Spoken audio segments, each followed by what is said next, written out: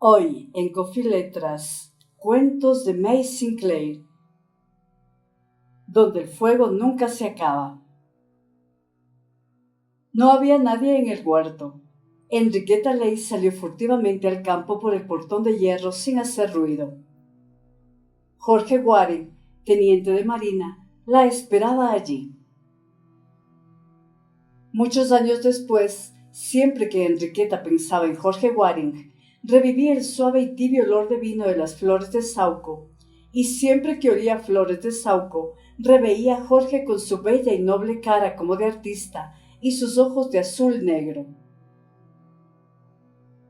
Ayer mismo la había pedido en matrimonio, pero el padre de ella la creía demasiado joven y quería esperar.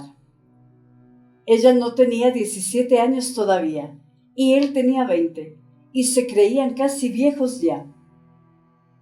Ahora se despedían hasta 3 meses más tarde para la vuelta del buque de él. Después de pocas palabras de fe, se estrecharon en un largo abrazo, y el suave y tibio olor de vino de las flores de Saúco se mezclaba en sus besos bajo el árbol. El reloj de la iglesia de la aldea dio las 7, al otro lado de campos de mostaza silvestre, y en la casa sonó un gong. Se separaron con otros rápidos y fervientes besos. Él se apuró por el camino a la estación del tren, mientras ella volvía despacio por la senda, luchando con sus lágrimas. Volverá en 3 meses. Puedo vivir 3 meses más, se decía. Pero no volvió nunca. Su buque se hundió en el Mediterráneo y Jorge con él. Pasaron 15 años. Inquieta esperaba a Enriqueta Leigh, sentada en la sala de su casita de Maida Vale, donde habitaba solo desde hacía pocos años, después de la muerte de su padre. No alejaba su vista del reloj, esperando las 4, la hora que Oscar Wade había fijado. Pero no estaba segura de que él viniera, después de haber sido rechazado el día antes. Y se preguntaba ella por qué razones lo recibía hoy, cuando el rechazo de ayer parecía definitivo, y había pensado ya que no debía verlo nunca más, y se lo había dicho bien claro. Se veía a sí misma, erguida en su silla, admirando su propia integridad, mientras él queda de pie, cabizbajo, abochornado, vencido. Volvía a oírse repetir que no podía y no debía verlo más, que no se olvidara de su esposa, Muriel, a quien él no debía abandonar por un capricho nuevo. A lo que había respondido él, irritado y violento: no tengo por qué ocuparme de ella. Todo acabó entre nosotros. Seguimos viviendo juntos solo por el qué dirán. Y ella, con serena dignidad: y por el qué dirán, Oscar, debemos dejar de vernos. Le ruego que se vaya. ¿De veras lo dice?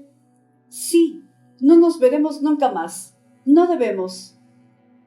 Y él se había ido, cabizbajo, abochornado y vencido, cuadrando sus espaldas para soportar el golpe. Ella sentía pena por él. Había sido dura sin necesidad. Ahora que ella le había trazado su límite, ¿no podrían, quizá, seguir siendo amigos? Hasta ayer no estaba claro ese límite, pero hoy quería pedirle que se olvidara él de lo que había dicho. Y llegaron las 4, las 4:30 y las 5.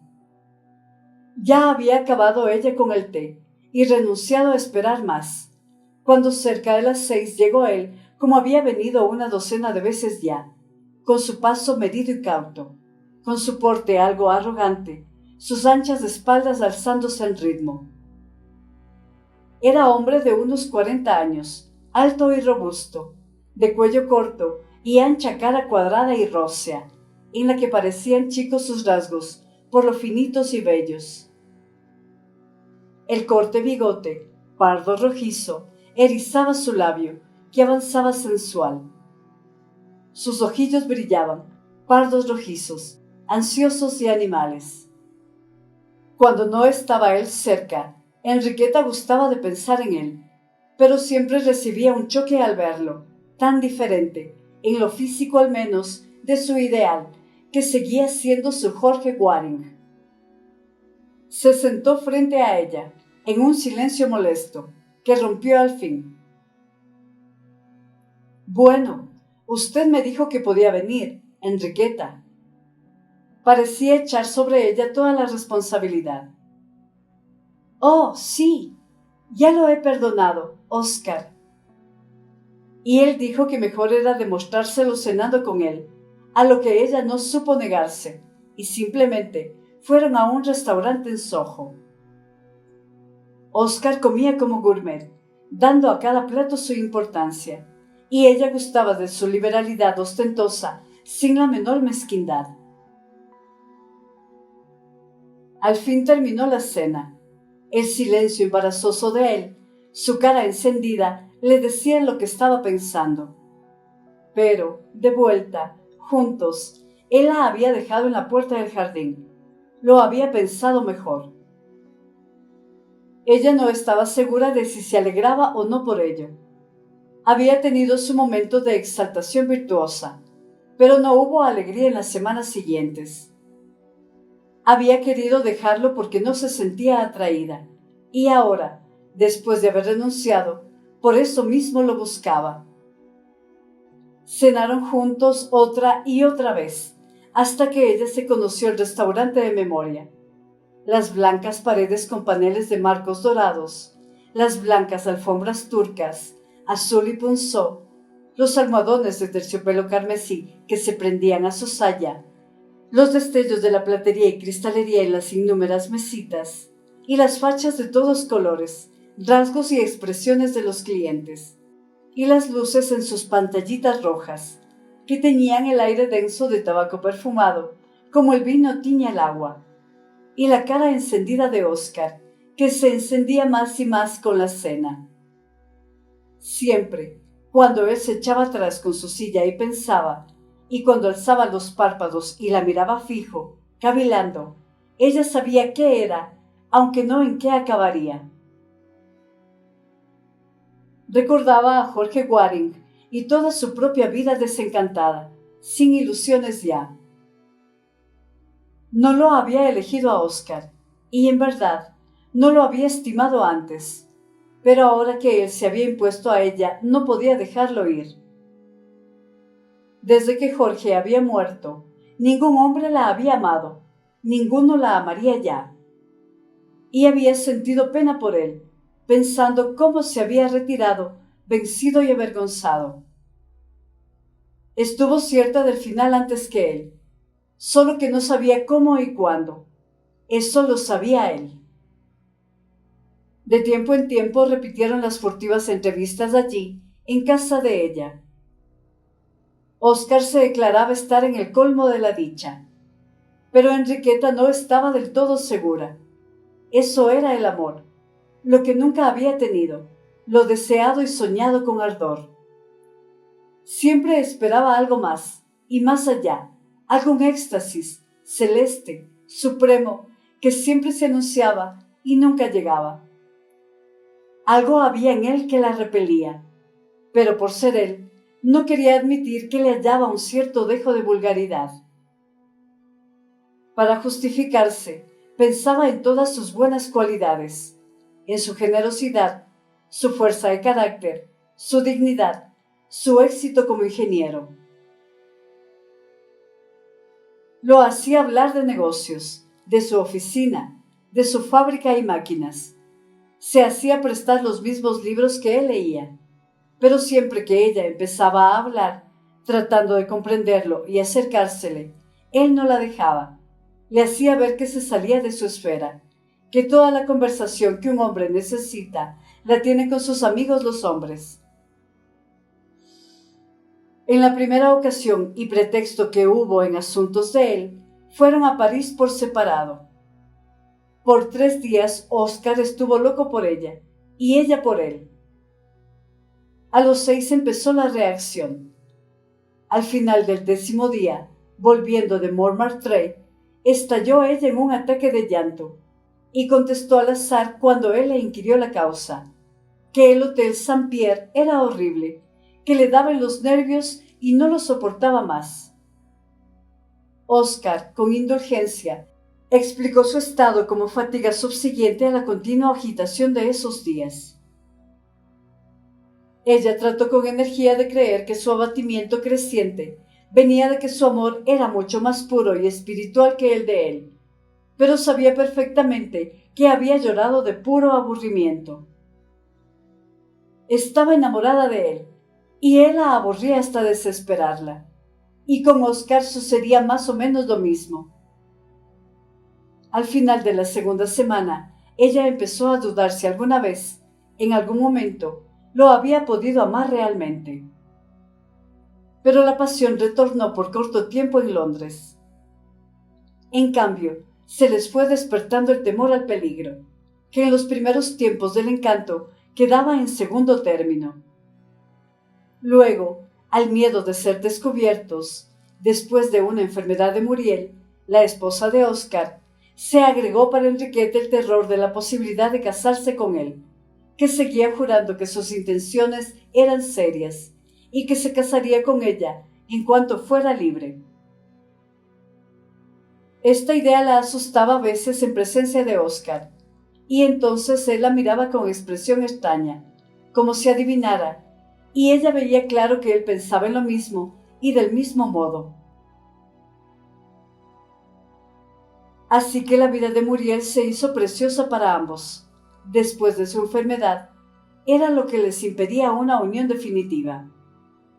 Pero un buen día, después de unas aclaraciones y reproches mutuos, que ambos se sabían desde mucho antes, vino la ruptura y la iniciativa fue de él.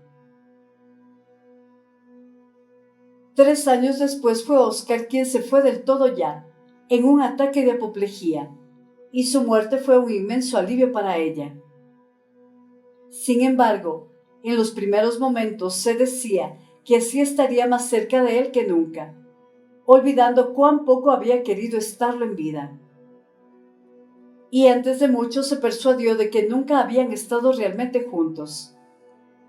Le parecía cada vez más increíble que ella hubiera podido ligarse a un hombre como Oscar Wilde. Y a los 52 años, amiga y ayudante del vicario de Santa María en Maida Vale, diácona de su parroquia, con capa y velo, cruz y rosario y devota sonrisa, secretaria del hogar de jóvenes caídas, le llegó la culminación de sus largos años de vida religiosa y filantrópica en la hora de su muerte. Al confesarse por última vez, su mente retrocedió al pasado y encontróse otra vez con Oscar Wilde. Caviló algo si debía hablar de él, pero se dio cuenta de que no podría y de que no era necesario. Por 20 años había estado él fuera de su vida y de su mente. Murió con su mano en la mano del vicario, el que la oyó murmurar: «Esto es la muerte. Creía que sería horrible, y no, es la dicha, la mayor dicha». La agonía le arranchó la mano del vicario, y enseguida terminó todo.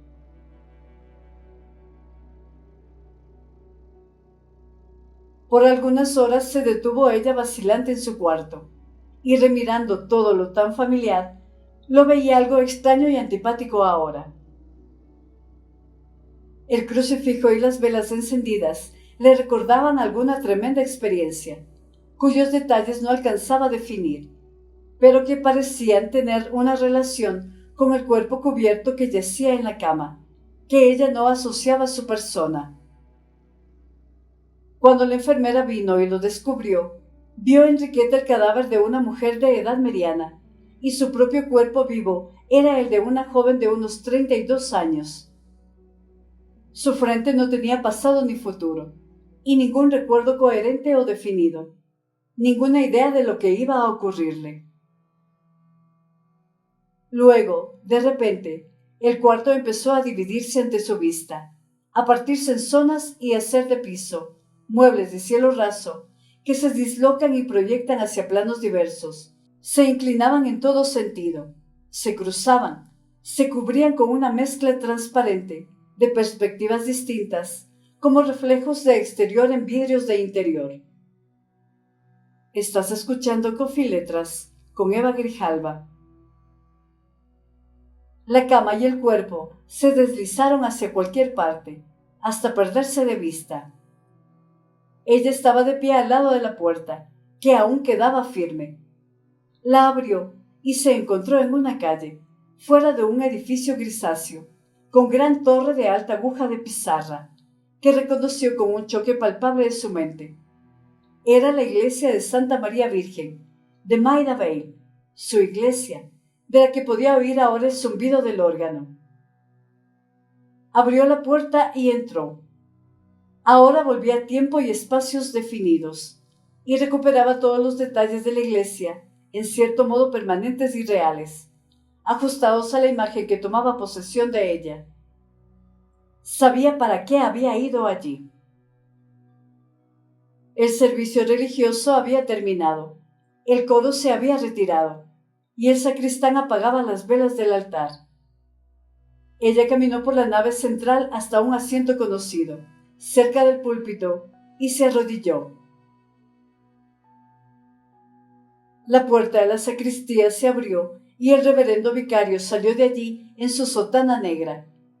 Pasó muy cerca de ella y se detuvo, esperándola. Tenía algo que decirle. Ella se levantó y se acercó a él, que no se movió, y parecía seguir esperando, aunque ella se le acercó luego más que nunca, hasta confundir sus rasgos. Entonces se apartó para ver mejor, y se encontró con que miraba la cara de Oscar Wade, que se estaba quieto, horriblemente quieto, cortándole el paso. Ella retrocedió, y las anchas espaldas la siguieron, inclinándose a ella, y sus ojos la envolvían. Abrió ella la boca para gritar, pero no salió sonido alguno. Quería huir, pero temía que él se moviera con ella. Así quedó, mientras las luces de las naves laterales se apagaban una por una, hasta la última. Ahora debía irse, si no, quedaría encerrada con él en esa espantosa oscuridad. Al final consiguió moverse, llegar a tientas, como arrastrándose, cerca de un altar. Cuando miró atrás, Oscar Wade había desaparecido. Entonces recordó que él había muerto. Lo que había visto no era Oscar, pues, sino su fantasma. Había muerto hacía 17 años. Ahora se sentía libre de él para siempre. Salió al atrio de la iglesia, pero no recordaba ya la calle que veía. La acera de su lado era una larga galería cubierta, que limitaban altos pilares de un lado y brillantes vidrieras de lujosos negocios del otro. Iba por los pórticos de la calle Rivoli, en París. Allí estaba el pórtico del Hotel Saint-Pierre. Pasó la puerta giratoria de cristales, pasó el vestíbulo gris, de aire denso, que ya conocía bien. Fue derecho a la gran escalera de alfombra gris. Subió los innumerables peldaños en espiral alrededor de la jaula que encerraba el ascensor, hasta un conocido rellano y un largo corredor gris que alumbraba una opaca ventana al final. Y entonces el horror del lugar la asaltó, y como no tenía ningún recuerdo ya de su iglesia y de su hogar de jóvenes, no se daba cuenta de que retrocedía en el tiempo. Ahora todo el tiempo y todo el espacio eran lo presente allí. Recordaba que debía torcer a la izquierda, donde el corredor llegaba a la ventana, y luego ir hasta el final de todos los corredores, pero temía algo que había allí. No sabía bien qué. Tomando por la derecha podría escaparse, lo sabía, pero el corredor terminaba en un muro liso. Tuvo que volver a la izquierda, por un laberinto de corredores hasta un pasaje oscuro, secreto y abominable, con paredes manchadas y una puerta de madera torcida al final, con una raya de luz encima. Podía ver ya el número de esa puerta: 107. Algo había pasado allí, alguna vez, y si ella entraba, se repetiría lo mismo. Sintió que Oscar Wade estaba en el cuarto, esperándole tras la puerta cerrada. Oyó sus pasos mesurados desde la ventana hasta la puerta. Ella se volvió horrorizada y corrió, con las rodillas que se le doblaban, hundiéndose, a lo lejos, por larguísimos corredores grises, escaleras abajo, ciega y veloz como un animal perseguido, oyendo los pies de él que la seguía hasta que la puerta giratoria de cristales la recibió y la empujó a la calle. Lo más extraño de su estado era que no tenía tiempo. Muy vagamente recordaba que una vez había habido algo que llamaban tiempo, pero ella no sabía qué era. Se daba cuenta de lo que ocurría o estaba por ocurrir, y lo situaba por el lugar que ocupaba, y medía su duración por el espacio que cruzaba mientras ello ocurría. Así que ahora pensaba, si pudiera ir hacia atrás, hasta el lugar en que eso no había pasado aún, más atrás aún. Ahora iba por un camino blanco, entre campos y colonias envueltas en leve niebla. Llegó al puente de dorso alzado, cruzó el río y vio la vieja casa gris que sobrepasaba el alto muro del jardín. Entró por el gran portón de hierro y se halló en una gran sala de cielo raso bajo, ante la gran cama de su padre. Un cadáver estaba en ella, bajo una sábana blanca, y era el de su padre, que se modelaba claramente. Levantó entonces la sábana, y la cara que vio fue la de Oscar Wade, quieta y suave, con la inocencia del sueño y de la muerte. Con la vista clavada en esa cara, ella, fascinada, con una alegría fría y despiadada. Oscar estaba muerto sin duda ninguna ya. Pero la cara muerta le daba miedo al fin e iba a cubrirla, cuando notó un leve movimiento en el cuerpo. Aterrorizada alzó la sábana y la estiró con toda su fuerza, pero las otras manos empezaron a luchar convulsivas. Aparecieron los anchos dedos por los bordes, con más fuerza que los de ella, y de un tirón apartaron la sábana del todo, mostrando los ojos que se abrían y la boca que se abría, y toda la cara que la miraba con agonía y horror. Y luego se irguió el cuerpo y se sentó, con sus ojos clavados en los de ella, y ambos se inmovilizaron un momento, contenidos por mutuo miedo. De repente se recobró ella, se volvió y corrió fuera del salón, fuera de la casa. Se detuvo en el portón, indecisa hacia dónde huir. Por un lado, el puente y el camino la llevarían a la calle Rivoli y a los lóbregos corredores del hotel. Por el otro lado, el camino cruzaba la aldea de su niñez. Ah, si pudiera huir más lejos, hacia atrás, fuera del alcance de Oscar, estaría al fin segura. Al lado de su padre, en su lecho de muerte, había sido más joven, pero no lo bastante. Tendría que volver a lugares donde fuera más joven aún, y sabía dónde hallarlos. Cruzó por la aldea, corriendo, pasando el almacén, y la fonda y el correo, y la iglesia y el cementerio, hasta el portón sur del parque de su niñez. Todo eso parecía más y más insustancial. Se retiraba tras una capa de aire que brillaba sobre ello como vidrio. El paisaje se rajaba, se dislocaba y flotaba a la deriva. Le pasaba cerca, en viaje hacia lo lejos, desvaneciéndose, y en vez del camino real y de los muros del parque, vio una calle de Londres, con sucias fachadas, claras, y en vez del portón sur del parque, la puerta giratoria del restaurante en Soho, la que giró a su paso y la empujó al comedor que se le impuso con la solidez y precisión de su realidad, lleno de conocidos detalles. Las blancas paredes con paneles de marcos dorados, las blandas alfombras turcas, las fachas de los clientes, moviéndose como máquinas, y las luces de pantallitas rojas.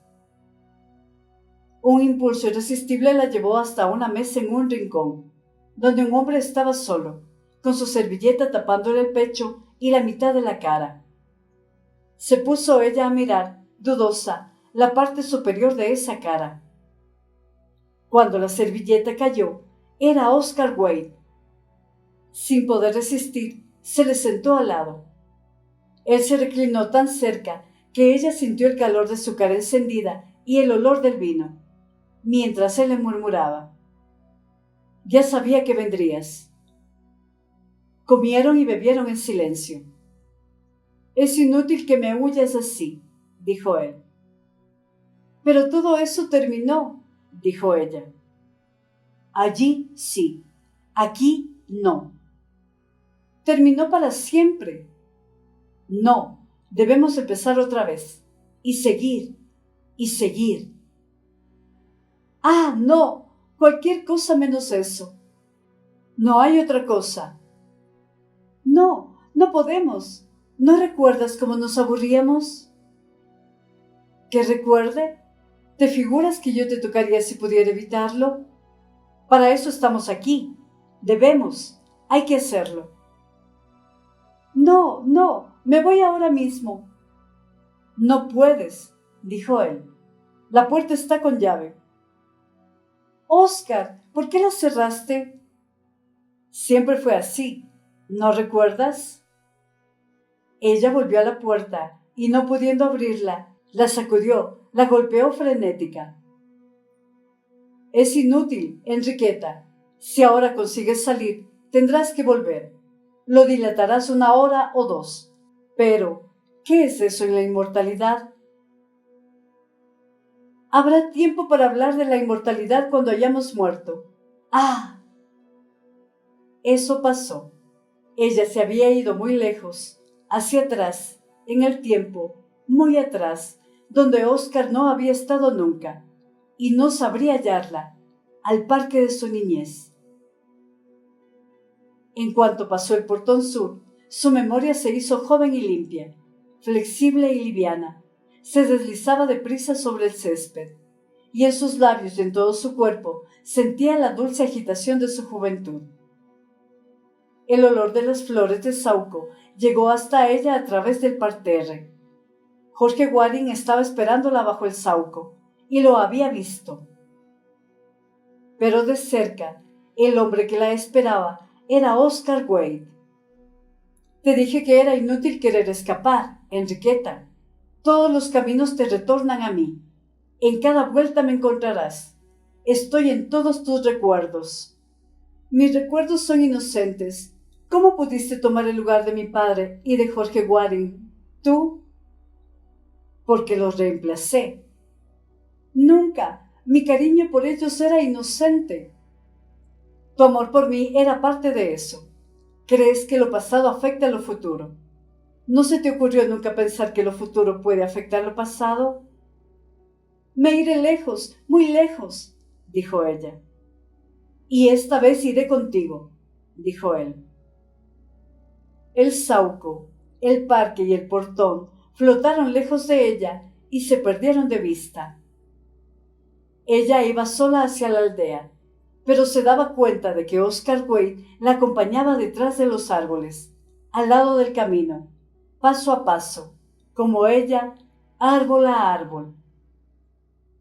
Pronto sintió que pisaba un pavimento gris, y una fila de pilares grises a su derecha y de vidrieras a su izquierda la llevaban, al lado de Oscar Wade, por la calle Rivoli. Ambos tenían los brazos caídos y flojos, y sus cabezas divergían, agachadas. «¿Alguna vez ha de acabar esto?», dijo ella. «La vida no es eterna. Moriremos al fin». «¿Moriremos? Hemos muerto ya.